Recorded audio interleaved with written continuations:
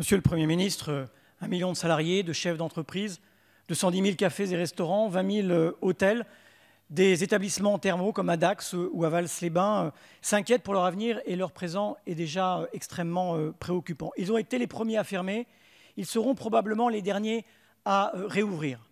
Ils savent le prix de l'effort, ils savent ce que sont les sacrifices et le dépassement de soi, c'est leur quotidien.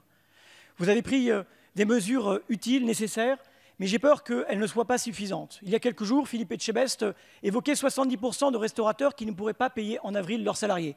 Il évoquait la perspective de 40% de restaurants qui ne rouvriraient pas leurs portes. Je sais que vous n'en disconviendrez pas. À situation exceptionnelle, mesures exceptionnelles, c'est ce à quoi les organisations professionnelles vous appellent, à travers une meilleure prise en compte des loyers, à travers des annulations de charges sociales, mais aussi d'impôts, probablement jusqu'à la fin de l'année, à la prolongation du dispositif d'emploi partiel dans la durée. Il se pose aussi la question de savoir si les clients reviendront. Parce qu'en effet, ils reviendront, mais reviendront-ils à temps? C'est la raison pour laquelle je crois qu'il nous faut envisager des mesures de soutien à la clientèle, à travers des mesures d'aide à la nuitée, d'aide à l'assiette.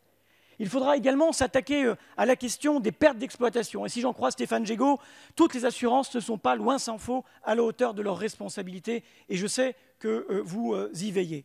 Il se pose enfin la question des conditions du calendrier de la réouverture. Il ne s'agit évidemment pas d'exposer qui que ce soit, mais il est nécessaire de donner de la perspective et des règles aux hôteliers et aux restaurateurs.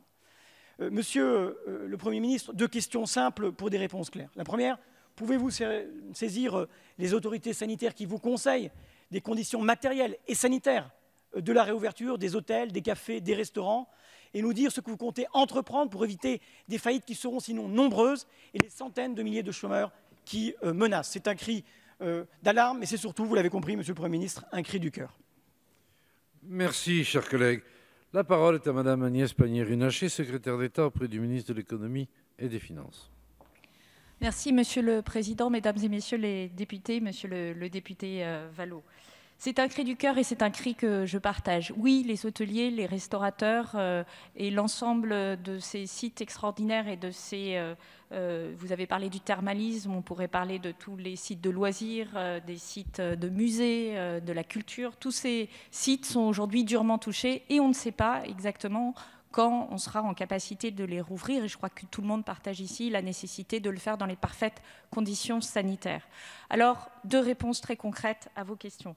S'agissant des conditions d'ouverture, d'abord rappeler que les hôtels peuvent continuer à travailler, et d'ailleurs certains le font dans des conditions particulières, d'ailleurs souvent en rendant un service à la collectivité publique, en logeant des soignants, en logeant des personnes en difficulté.